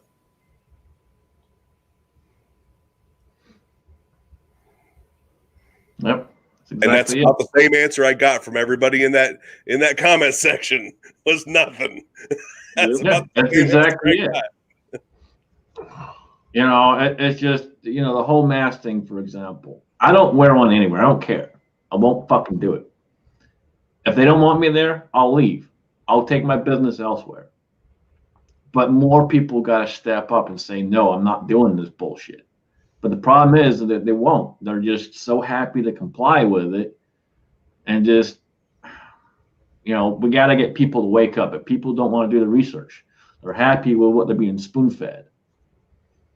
Yeah, but it's been almost a year. Numbers don't add up, So I keep calling for a civil disobedience. You keep, like I said, one person does it, she doesn't change. 10 people do it, she doesn't change. 100 people do it, you might see a change.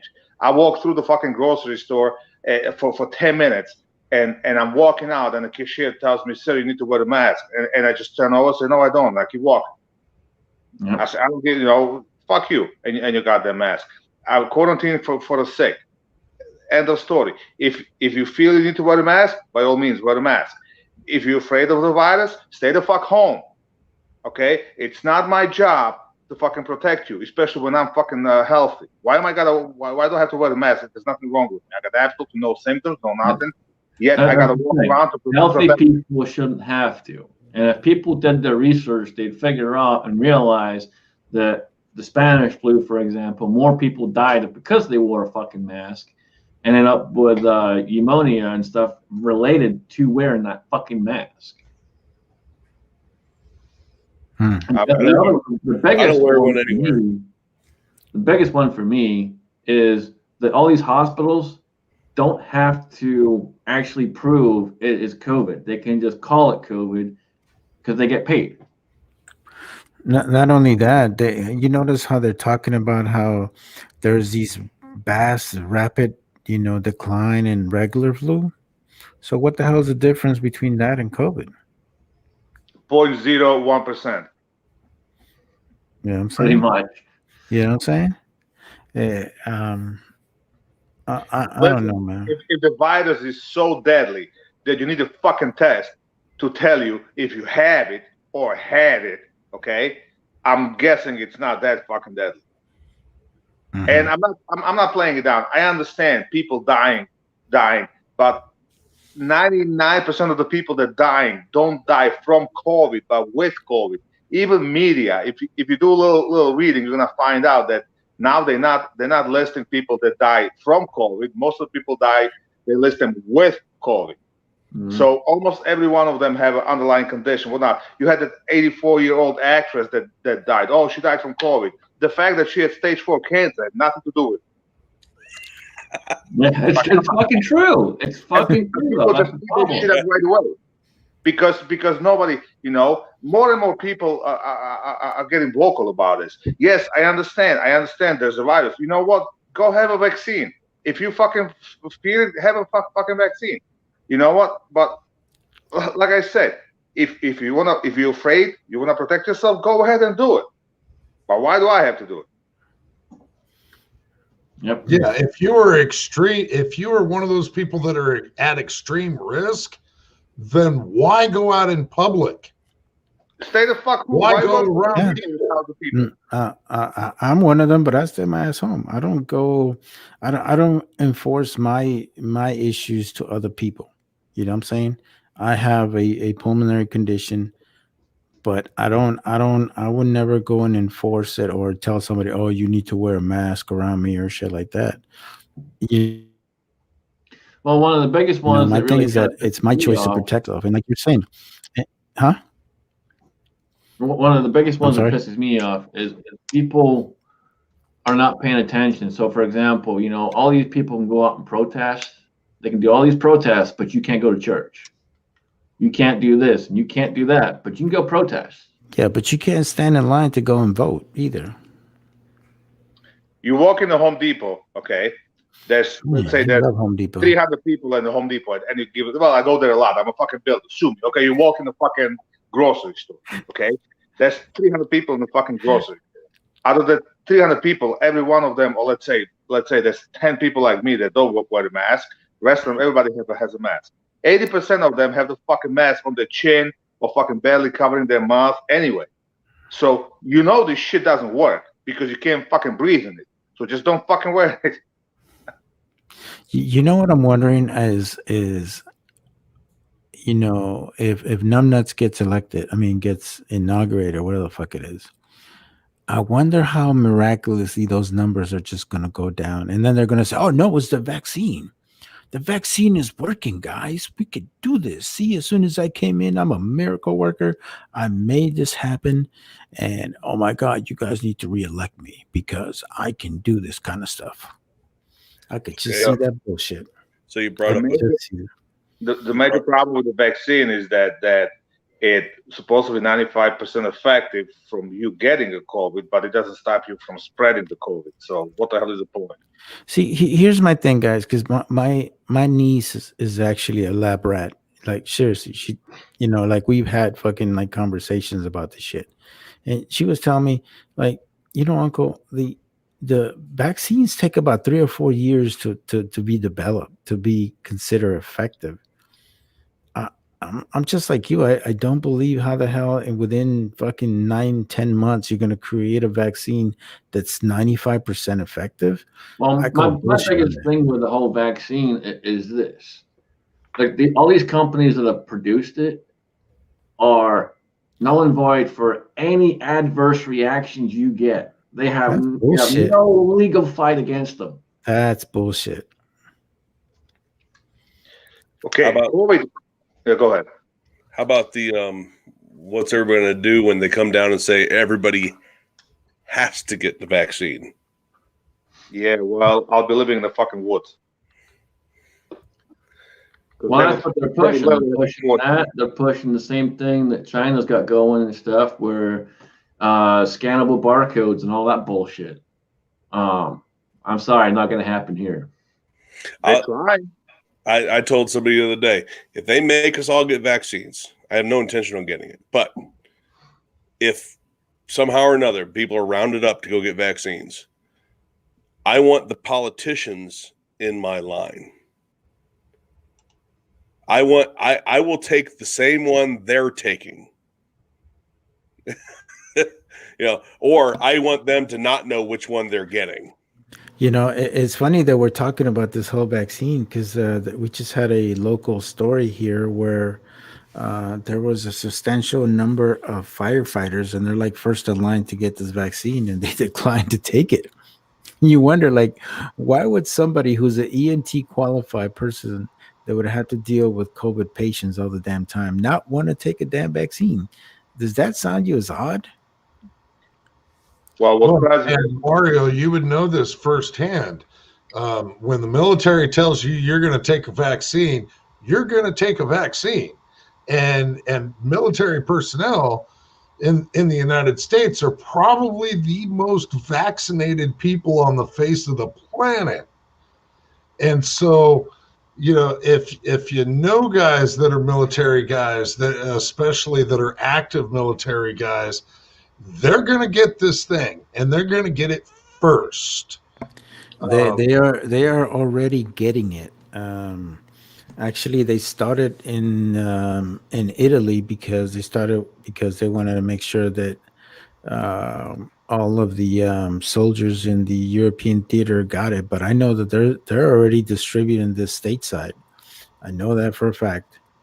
And I think I also got an email from the VA saying that if you wanted the vaccine, that you could request it and all kinds of crap. So they're already pushing that like hard. And I know that I can tell you guys from experience because I actually almost got an Article 15, which is like an administrative punishment, because I did not want to take the last 2 sets of the anthrax shot because those things were actually making me really sick, like bad.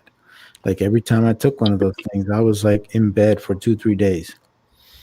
So trust me, and in many ways, I had no damn choice. I ended up having to take it, and I got sick as hell. So, but I documented every damn thing because I'm like, oh hell no, I'm gonna get my damn money when I fucking retire. So believe me, I got all that shit. Did you ever look at like old cleaning products and it says that kills the germs, blah blah blah, and it says kills COVID-19 as well, and this is like something that's 5 years old? There's people fighting Lysol has that. It's but they're saying that it's not the same strain of coronavirus. Well, bottom line is it's a virus they knew about for a long time. So they knew for a long time this is not a killer virus. Coronavirus has been around for a long time. Yeah, this is not somebody cooking the fucking bed in a goddamn cave. No, it's not. It's something. This shit was political. The shit was all about this year. It's all about the election. There's no coincidence. All this shit happened when it happened and how it happened. So we're just being and the fact it's happening all over the world, and the shit that's happened here 3, 4, 5 months ago is happening in Europe now. All the lockdowns and all the shit and all the fear mongering. Slovakia, for example, is on a complete lockdown. You can't leave the fucking county. You can't leave the fucking county unless you got special permission. There you go. Nazis are back. You need the papers in order to fucking travel. It's all about the fucking control. Keep people in fear. You can control them. A lot easier to control a crowd when they fear of something. You guys ever watch the NBC nightly news? Watch the first freaking minute of that newscast. They make it seem like the world's on fucking fire or some shit. It is on fire. The fucking snowflakes, they want to burn this shit down to the ground. Yeah. All right, man. I'm gonna say something now. Please do, sir. I'm with RTT Guns and Gear. I'll take the vaccine, but I want to be in line right behind Reverend Raphael Warnock and John Ossoff. Then I'll take it. And if I can't be in line behind them, then yeah. Hey, I already took the vaccine. I was in the line with Pelosi, but nothing went into my arm. Fauci took it, but his arm hurts. That's all that happened. His arm hurt. Well, the vaccine is 95% effective. I think they took it down now, like a notch or two. It's not 95, it's like 93 or something. But you got 99.97% chance survival rate from this virus. So I think I'm better off without the fucking vaccine. Yeah. Statistically, anyway. I can't remember how many vaccines I got in 1995 when I enlisted.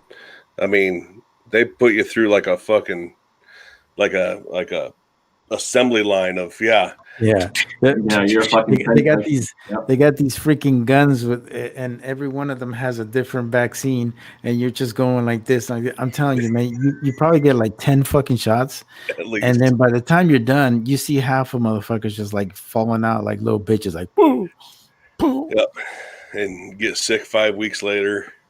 Yeah. Your arm's fucking hurting. Here comes your drill sergeant fucking making you do push-ups.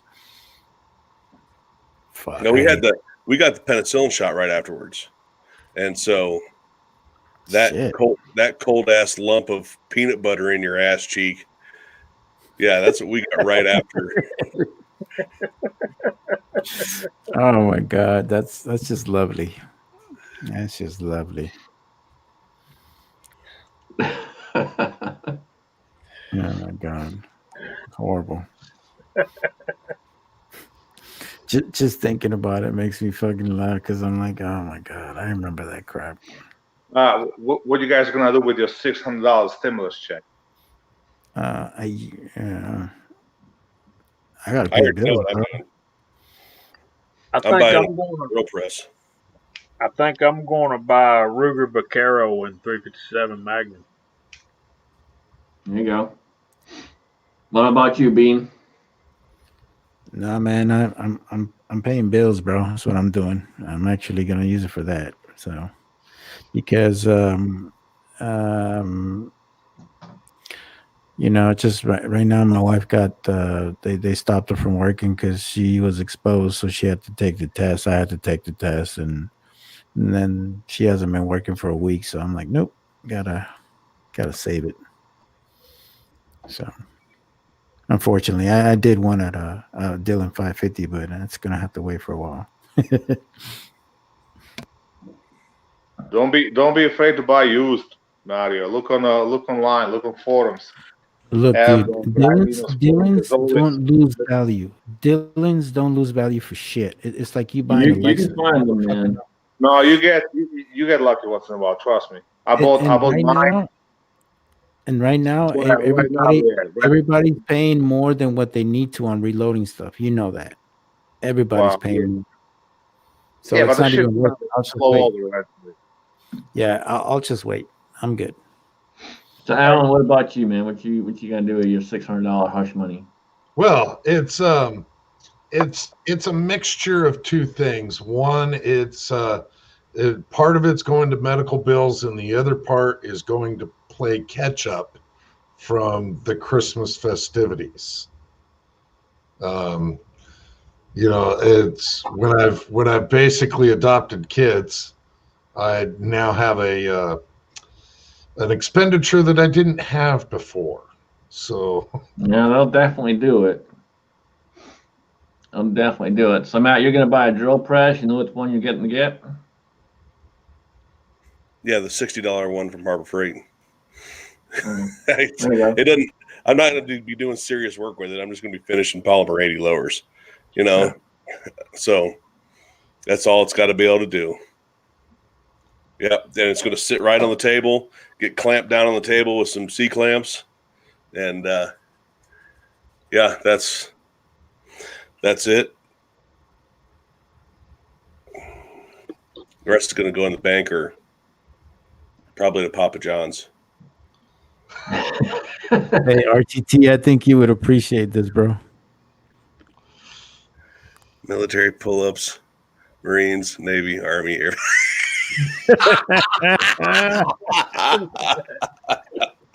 That's a good one, bro.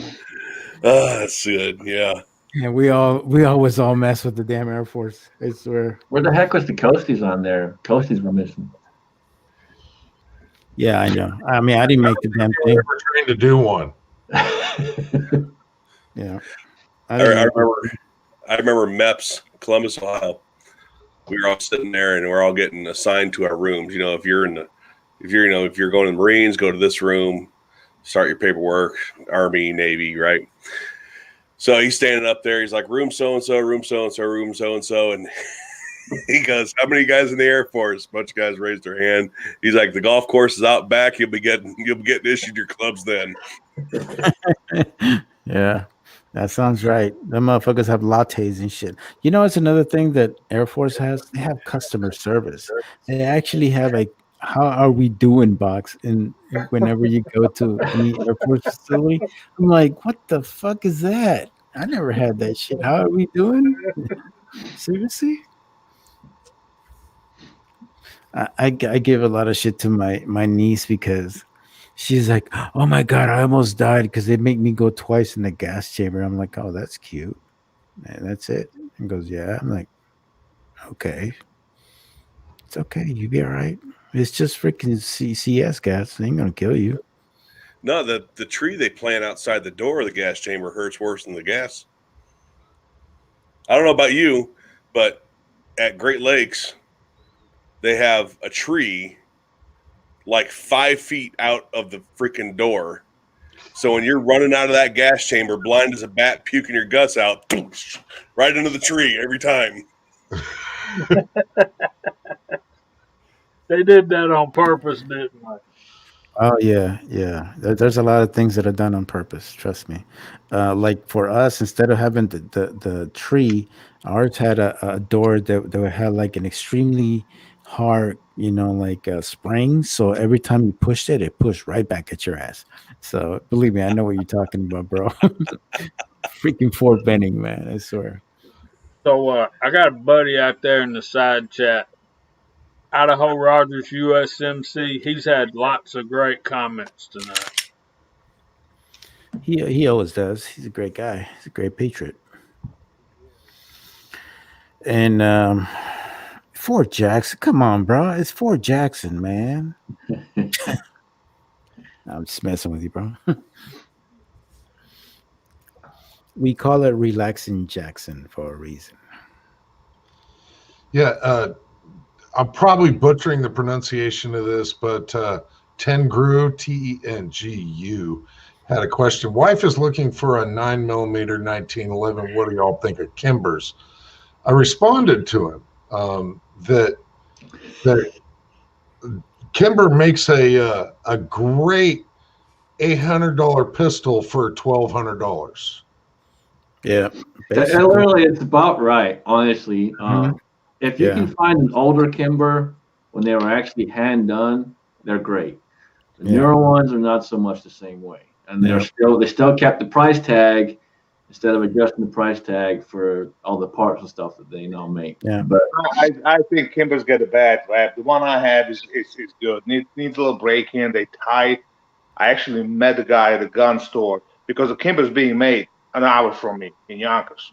I met the guy in the gun store that makes Kimbers, especially when you get like a custom collars and all that. At some point they had a bad rap because of the Jam-O-Matic, but over the time that kind of got worked out. The newer ones, they don't really have that many of them going back. But yes, they are tight. They need a little more breaking in, but they sure make a beautiful guns. You can go buy a Springfield. You're gonna have all these freaking machine marks on it and whatnot. You can go buy a Rock Island Armory 9mm. I had a 9 and 22 TCM combo, great gun, but the safety would pop out. Like a shooting competition. All of a sudden, my gun doesn't work because the safety pop out, and it was like that's what you get for $600. You get what you pay for. Yeah. You want to have an ultimate 9mm 1911? Buy a fucking Wilson Combat. Springfield makes a pretty decent 1911. I don't know if they make one at 9mm though. Of course they do. If you want 1911 that with a good reputation and the best bang for the money, and as close as you get to a custom gun without paying custom prices, you buy Dan Wesson. Yeah, Dan Wesson. What about Les Bear? Well, Les Bear, that's like a Wilson Combat. You're talking custom gun. Les Bear is going to be so freaking tight when you buy it that you're going to have a hard time rocking the slot. Yeah. So Matt, what's your thoughts? Buy a Glock. Just get a 19 and get to be done with it.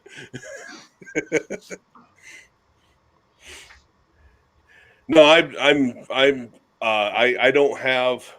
I have a lot of experience with old Kimbers when they were good guns. My experience with new Kimbers is not that of Val's. I don't think that they're good guns, and the whole $1,800 gun for $800 or whatever that was, I think that is a completely accurate statement. But that's I don't own one. That's just from hearing their experience with them. I have actually looked for a 9mm 1911 myself. That's an affordable price range, and I keep going back to the G48. And if I want to buy some single stack 9mm in that general size, why don't I just get the G48? Which then leads me back to Glock, which says, well, I have 19s and 19Xs, so yeah, fuck it. Yeah, but that's like Chevy versus BMW. They're both gonna get you there, but one will get you there in style. This is true. Yep. I'm glad to see that you're finally coming around to the beauty of a Glock. There's nothing beautiful about a Glock. Okay? Glock is like a ugly whore in a whorehouse, but she does a good blowjob. That's a Glock. And it's not going to cost you an arm and a leg. Exactly. It's not going to give you anything you're stuck with. Yeah. The Glock's just freaking ugly. Yeah. And yes, they work. Yes, but so does MMP. So does a million other guns work without the issue. My freaking my 365 ran no issues. My X5's got holy shit, tens of thousands of rounds, no issues. Yeah. The Glock just started the whole reputation. That's why people are on the wagon. Oh, Glocks don't fail. Yes, they do. Well, not only that, but then you stop and think about how many movies they were featured in, and the fact that they pretty much gave a lot of those guns to law enforcement at pennies on a dollar. I mean, that was smart. I mean, it's smart marketing, man. Can't go wrong with that. Oh no, Glock does a lot for the shooting sport as well. They got the whole GSSF. They put a lot of money in. I mean, I'm not saying the Glock is a bad gun. I mean, they're great guns. The Polymer 80s are even better. If the Glock will actually listen to fucking people and change the grip angle a little bit and make it more like a Polymer 80, holy shit! So many Glock haters will be jumping the bandwagon like there's no tomorrow. Yeah, absolutely. They just keep doing their own shit. Oh, we'll release Gen 5. It's a Gen 3, but no fucking fingerprints. It's kind of like Toyota. We'll do 19X. 19X. We'll take Glock 17, put the Glock 19 slide on it. We'll call it 19X, and every Glock guy will go buy one. It's a great gun. To be honest with you, I compare, if we're talking about trucks, I compare the Glock to a Toyota Tundra. It never changes. It's pretty much the same shit. It'll get you there. It's a good, reliable motor, but it doesn't have all the bells and whistles like a Ram does or a Ford does.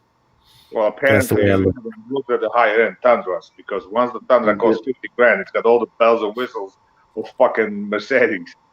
But think about it. It's the same damn It's truck. just like a Gucci Glock. It hasn't changed in 10, 15 years. It's the same shit. Yep. I look at it I look at it this way. I don't care about the police. I don't care about the regular military. But as long as special operations keeps picking Glocks in the fashion that in the way that they are currently made, I will have to argue they need to change, argument, because these guys are allowed to pick their own guns. And when the best of the best says this is what we want, it's hard to argue that. It really is.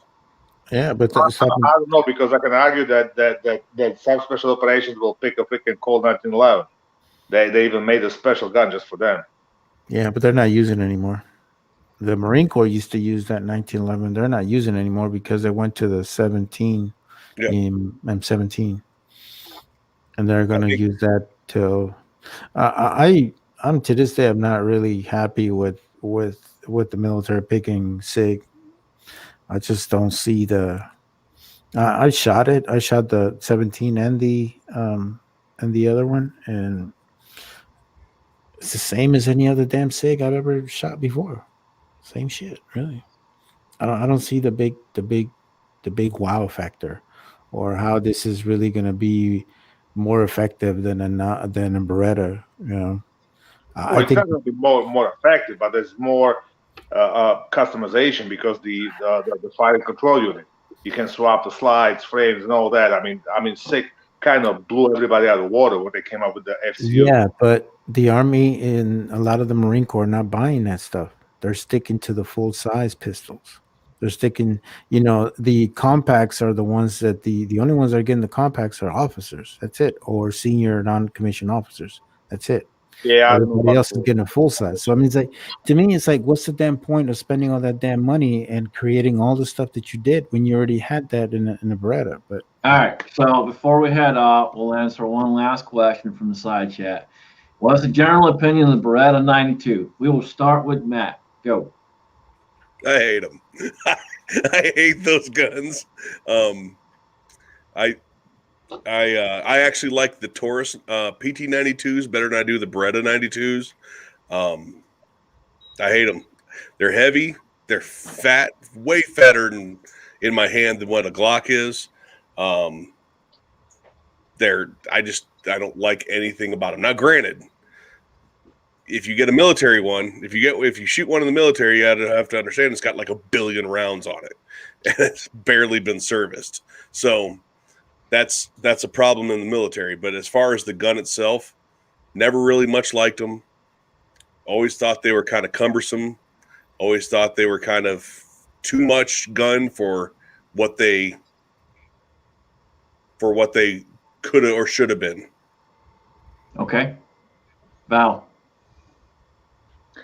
Are we talking about this one? Yep. So this one is 92G, made by Wilson Combat. I mean, it's no grand power, but it'll get the job done. That's all I have to say. All right, Jamie. Can I have a Smith & Wesson? Battle Bean. I have a love-hate relationship with the Beretta 92 because I did use it in combat. I can attest to everything that RTT is talking about, how freaking big and cumbersome that thing is. If you really look at it, that frame is way too big for a 9mm. It just, I don't know. And for the most part, it was effective when I used it. But is it as accurate as a ZZ? No, not even close. A ZZ? What's a ZZ? Simon, CCSA, órale. Just saying. Alan, what's your thoughts, Alan? Well, I got to echo a couple of things. It is a much bigger gun than it needs to be. It's bigger, it's bulkier, it's heavier than it actually needs to be. And I've never had to carry one. I've never carried one personally. So that really isn't that much of a factor for me. I've shot a number of different 92s that belong to a number of different people at many different ranges. Some of them, I absolutely loved the way they felt. Some of them here and there, I was just like, I would be more effective throwing this at somebody. It's bigger, it's heavier. I mean, give me a 10 millimeter 1911. All right, so y'all know I own the M9A3, and I actually worked on the M9A3s. I actually really like the Berettas. I've had good luck with them over the years. As far as the big, bulky comments, to some people, yeah, they are. To me, I think they're perfect as they are, honestly. I carry my M9A3 a lot. I really like carrying it. It's an easy gun to carry, easy gun to shoot, accurate. But that's just me. Well, so, that being said, we'll start one going major through the thing, room. one major thing that 92 has is UPKA, mofo. That is Excuse very me. true. Can I get the subtitle for that? All right, so we've had a great chat tonight. We've had lots of good conversation, lots of good comments from the side chat. So we'll start going through the room. Battle Beam, what you got, brother? Not too much. Thank you guys for having me again, and appreciate all the support over the years, guys. It's we're getting started a new year, so hopefully everything will be a lot better this year. So that's all I got. Thank you. Awesome. Jamie? I'm going to try to work on videos. My goal for the new year is have one at least every 2 weeks. I know that don't sound like much, but that's a big step up for me. So y'all check us out Friday nights, 8 o'clock, Georgia Shooting Connection channel. We have a good time, so y'all come join us. Thanks Awesome. for having me, man. Well? Again, I'm going to wish everybody Happy New Year. I mean, 2020 was such a shit show. The 2021 has to be better no matter what. It won't take a lot. And Die Hard is the greatest Christmas movie ever. Best statement made tonight. All right, Matt? Well, I figure Alan's probably going to come out with 2 world wars or something like that at the end of this. So, thanks for having me on. It was fun. It's been a while since I've been on a live stream with anybody. So I appreciate that. Good conversation, everybody. And yeah, thanks for having me. Absolutely, man. Glad to have you. Good to have you on here. So more than welcome anytime. That being said, guys, I appreciate everyone out there. Again, we did have a great chat, and everyone stay safe, stay vigilant. And I'll throw it to Alan to take it up. Oh, man, it has been a very, very good chat. Just the way to start off the new year. Thank you, everybody, for coming. We've had a phenomenal side chat going on all night. Excellent, excellent panel. Even with a member of royalty, Mr. RTT Guns and Gear himself. I just wanted to thank everybody again for coming. Keep your 10 millimeter loaded. And if you have to look at it,